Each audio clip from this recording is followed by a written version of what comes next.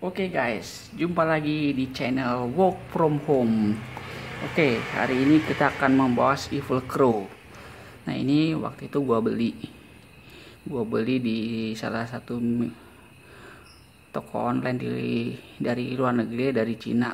Ini namanya Evil Crow. Nah, nanti kita coba bahas Evil Crow ini, apa aja sih fungsinya, kemudian fitur-fitur apa sih yang dimiliki Evil Crow.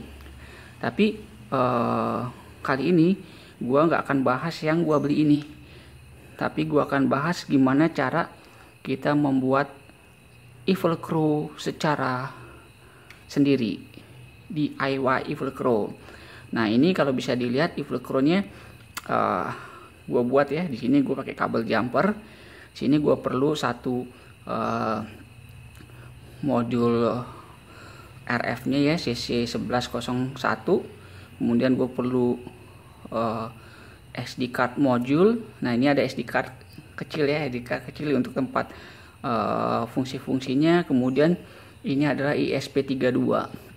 Nah, ini fungsinya sama dengan yang ini, cuman ini gua beli, ini gua buat sendiri. Nah, di sini fitur-fiturnya banyak. Nah, kita bisa lihat di layar monitor apa aja sih fitur-fiturnya ini.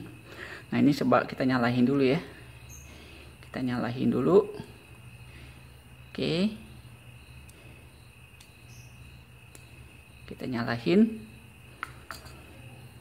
Kemudian kita lihat ke monitor sekarang. Oke, alat ini sebenarnya ada dua modul ya, dua modul CC1101. Ini satu gue taruh di sini, modul 1, ini modul 2, tapi untuk saat ini karena kita perlu satu, jadi gue pakai di modul 2 aja. Nah, kalau bisa dilihat di layar setelah kita nyalain, ini adalah fungsi-fungsinya. Di sini banyak ya fungsinya. Ada record, ada read, ada transmit, ada save. Jadi kita bisa save sinyal-sinyal yang atau frekuensi yang kita sudah ambil. Nah, contohnya kita bisa lakukan ini. Kemudian ada juga jammer, ada scanner, ada brute forcer. Di sini ada untuk Tesla, jukebox ya, jukebox ini ada juga nih biasanya di resto-resto. Ini adalah untuk The Brugin, linear multicode, Stanley multicode, Chamberlain, linear Mormatic. Ini juga ada yang pakai DIP switch, jual in package. Ini untuk biasanya untuk pintu-pintu garasi. Kemudian yang tadi gue bilang di sini karena gue cuma pakai satu modul, ini gua pasang di modul 2 ya. Jadi ini gue ganti ke modul 2. Ini juga ada keju analyze, ini gue belum coba. Di sini juga ada roll jam attack.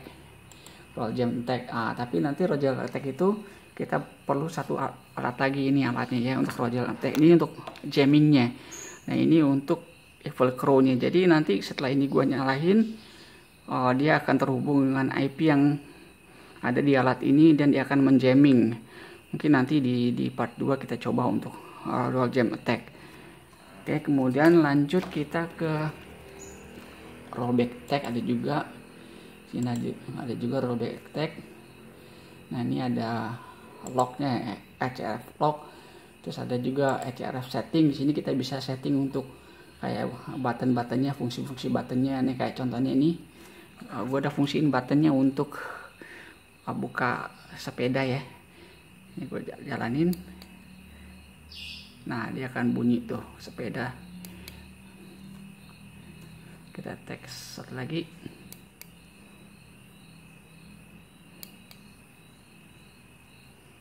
Nah, ini kita bisa assign di sini. Di sini kita bisa assign di save ini. Kita tinggal pencet ini. Contohnya gue mau assign di tombol 1 ini.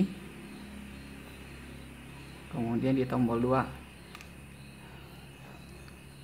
ini. Nah, ini kita bisa coba ya di sini. Kita coba. Nah, oke, lanjut kita ke RCRF setting. Di sini kita bisa setting ya. Di sini kita bisa setting SSID-nya, kemudian passwordnya, Terus kemudian ya ini jammer device, jadi kita bisa pakai ini sebagai roll jam attack, tapi kita butuh satu device lagi. Nah ini device yang tadi gue bilang.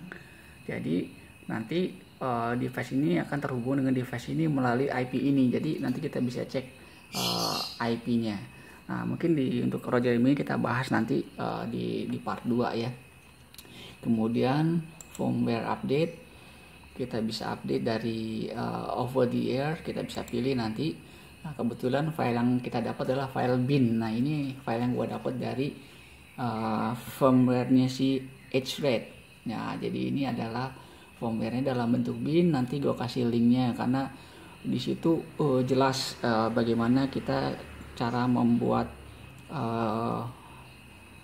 Evil Crow by do it yourself ya. Jadi kita nanti saya akan pasang juga link GitHub-nya. Kemudian kita bisa reboot di sini. Kemudian nah kita coba salah satu fungsi recordnya lah ya. Kita di sini kita setting, pertama kita setting di sini untuk remote ini di frekuensi 434. Kita setting di sini dulu. Frekuensi 434. Kemudian karena gua tadi pakai cuman satu sisi 1101 di modul 2, makanya untuk receiver sama transmitternya gue masukin di modul 2. Oke, sekarang kita coba untuk record. Nah, dia akan berubah di sini frekuensi 434, modulasinya ASKOOK, bandwidthnya 100 kHz, data rate-nya 3,79 kilobaud. Nah, kita langsung coba recording. Nah, kita rekam. Dia akan muncul new signal successfully received. Nah, kita lihat di sini. Nah, sudah kerekam ya. Kita bisa jalankan ulang di sini. Kita pencet. Nah, bunyi kan. Kemudian di sini raw datanya. Kita bisa lihat raw datanya. Kita bisa juga lihat binary-nya. Dan kita juga bisa save. Kita save nih. Kita save. Signalnya ini kita bikin testing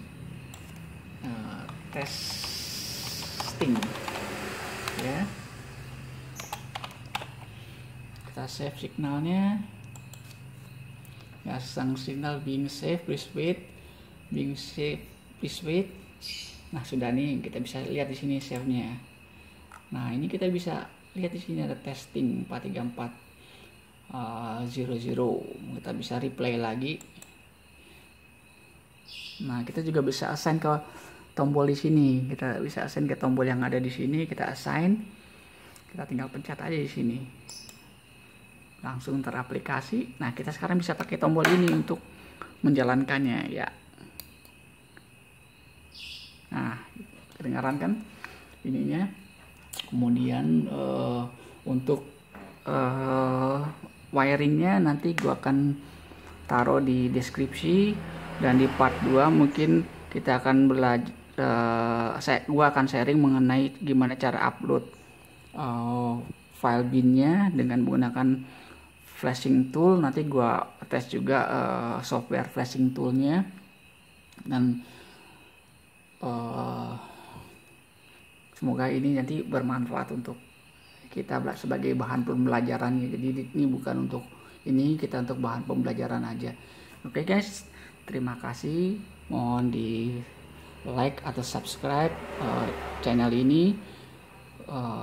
Semoga bisa berkembang, dan tunggu part 2-nya untuk yang menarik lainnya. Terima kasih, sampai jumpa lagi di channel Work From Home.